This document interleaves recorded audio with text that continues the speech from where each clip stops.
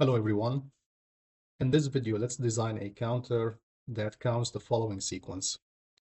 So it starts counting from 3, 0, 5, all the way to 14, and then after 14, it goes back to 3. So first, if we count all of these states, this is 1, 2, 3, and then all the way, we find out that these are 16 states.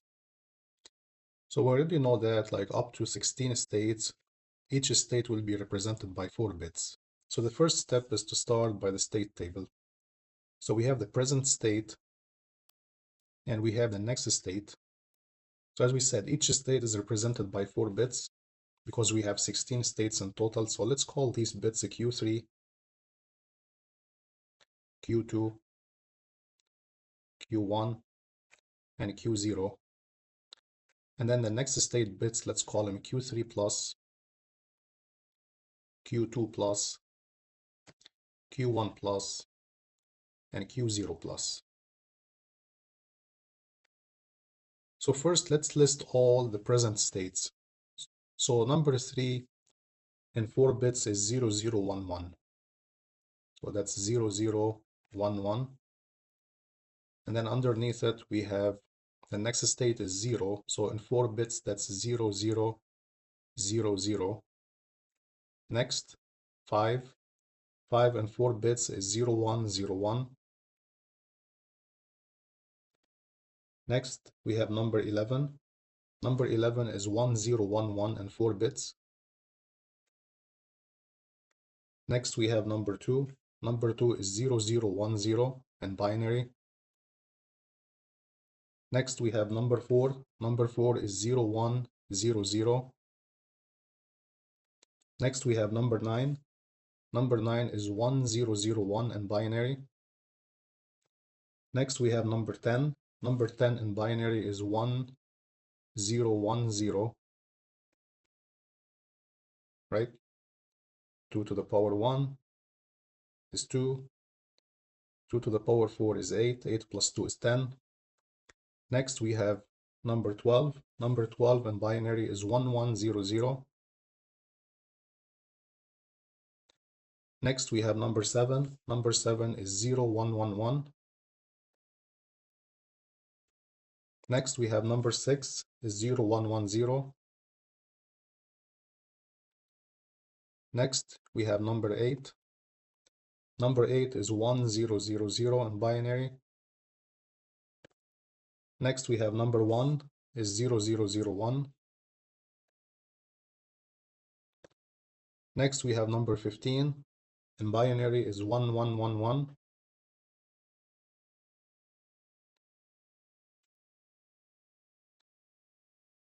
Next, we have number 13 in binary is 1101. Next, we have number 14, which is 1110.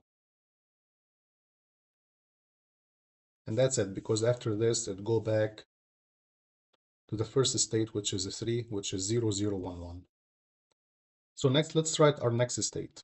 So the current state is a 3, the next state is 0, which is 0000. If the current state is 0, the next state is 5. 5 is 0101. So for the sake of time, I'm just going to copy all of these here.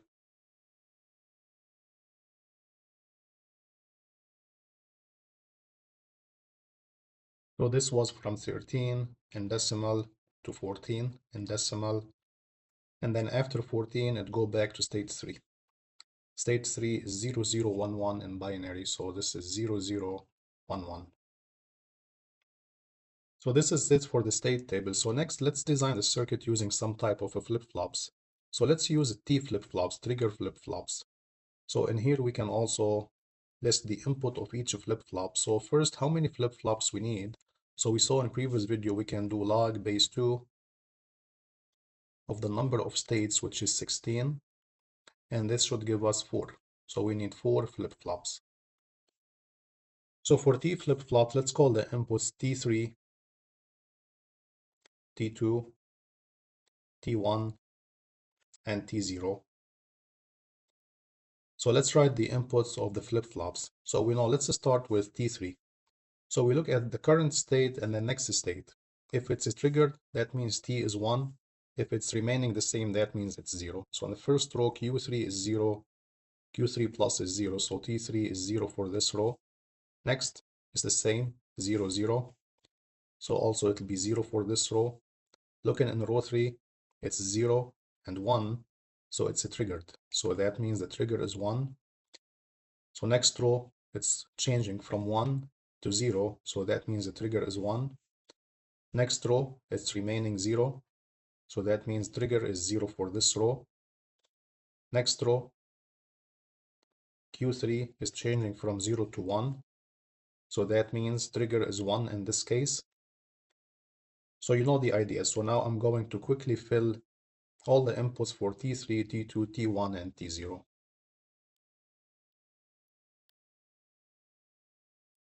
Okay, so now we filled all the inputs for each flip-flop T3, T2, T1, and T0. Next, we need to get the Boolean expression for each one. T3 as a function of Q3, Q2, Q1, or Q0.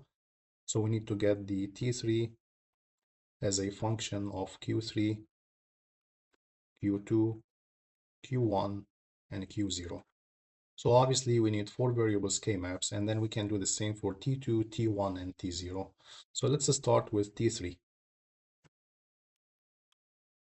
So on this side, we'll have a Q3, Q2, and then on this side, Q1, Q0, and then 0, 0, 0, 1, 1, 1, 1, 0, and then similarly on this side, 0, 0, 0, 1, 1, 1, and 1, 0.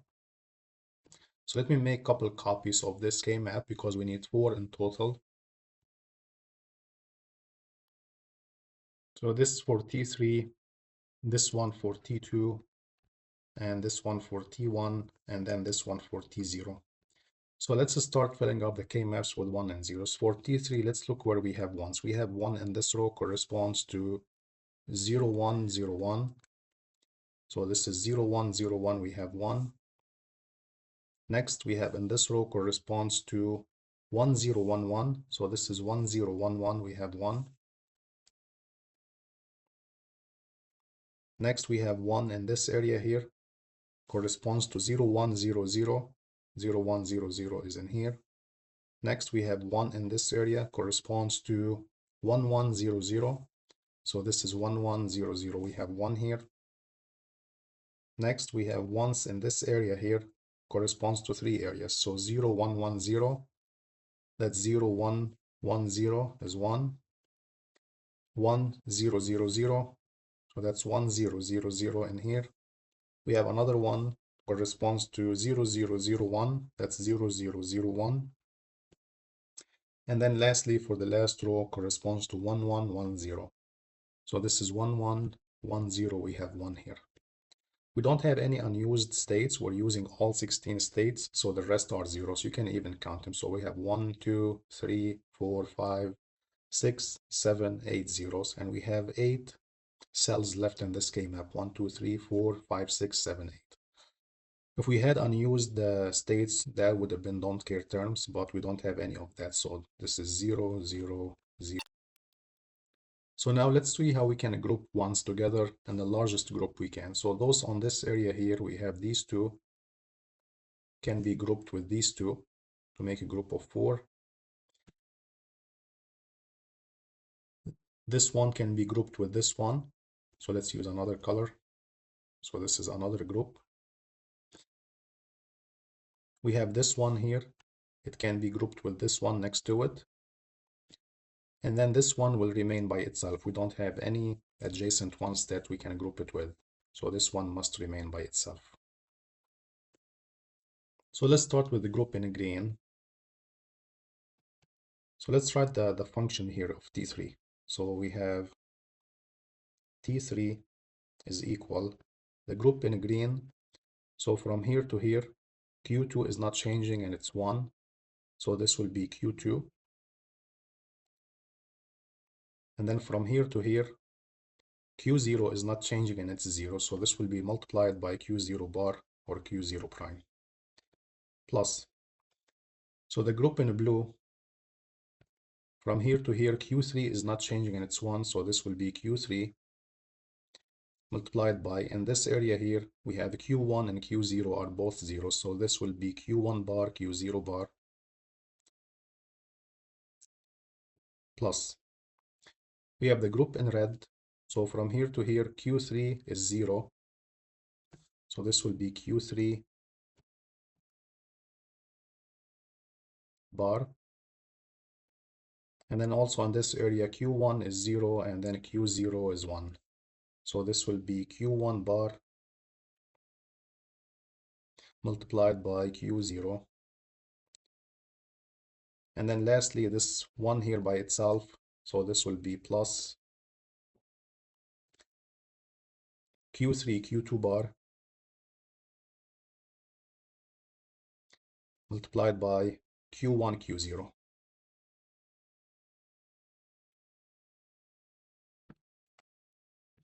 So now let's move to T2. So let's fill where we have ones first. 0, 0, 0, 0, we have 1. We have another one in this area, 0, 1, 0, 1. We have another one in these areas here, 0, 0, 1, 0. 0, 1, 0, 0.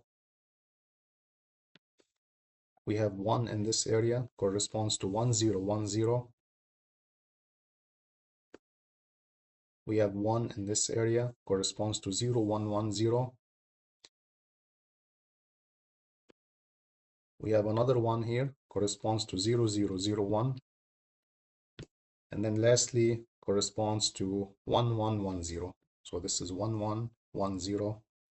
We have 1. And then the remaining are zeros. So let's see how we can group it.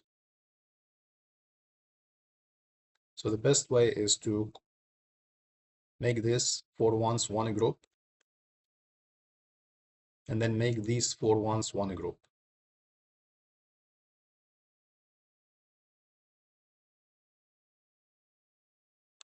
So now we can write T2 will be equal to, from the red group, we get Q3 bar multiplied by Q1 bar plus the group in blue. So from here to here, we don't have to worry about Q3, Q2 because they're all changing. So we only have Q1, Q0. So this will be Q1, Q0 bar. This is it for T2. I will do T1 and T0 because you have the idea, and then I will give you the final Boolean expression for it.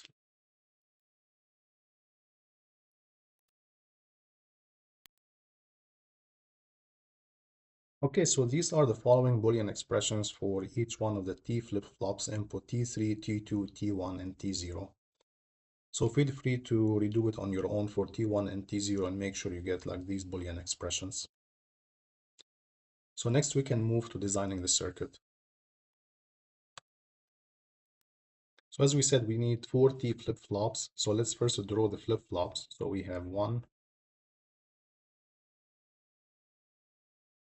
So let's assume this is T3 and this is a Q3 on this side. This is T2 and this is a Q2, T1, Q1, and T0 and Q0. So let's start designing this circuit. Let's start with T3. So we need an OR gate. And since we have 1, 2, 3, 4 terms, we need 4 AND gates. They're all fed into this OR gate. And then now for the first AND gate, we need 2 inputs, Q2 and Q0 bar. So this is a Q2 and a Q0 bar. And then to get Q0 prime, we can use a NOT gate here. And then we can take Q0 bar from this side. And then when we need Q0, we can branch it from here. So this is a Q0. And then also for Q1, whenever we need a Q1 bar, we can use NOT gate. So this will be Q1 bar. And then on this side, we can branch Q1. Similarly for Q2, this is a Q2 bar, Q2 on this side. And then similarly here, we can use a NOT gate. And this is a Q3 bar. And then these here will be connected, but we will not connect them just because we know where to connect them to. So the next AND gate, we need the 3 inputs. So that's a Q3, Q1 bar, and a Q0 bar. For the next, we need 3 inputs as well. Q3 bar, Q1 bar, and a Q0 bar. And then for the last one, we need 4 inputs, 2, 3, and 4. So there are Q3, Q2 bar, Q1, and Q0. So for T2, we need an OR gate as well. So this is an OR gate. And then we need, let's bring him here. We need 2 AND gates. So this is one. And then this is another one.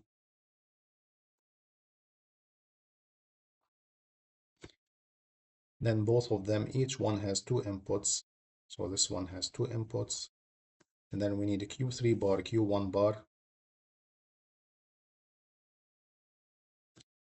And then for this one, we need a Q1, Q0 bar. And so forth. So for this one, we're going to need 1, 2, 3, 4, 5, 6 AND gates and an OR gate. For T1, we can use an OR gate. And then also we need 6 AND gates.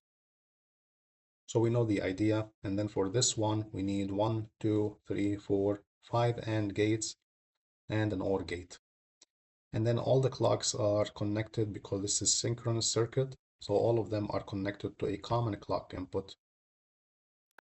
So this will be the clock input. So this is all for this video. I hope this was helpful. Thanks for watching. Enjoyed this video? Subscribe to the Computer Engineering Notebook for more tutorials on computer architecture, embedded systems, and hardware design. And hit the bell to catch the next one.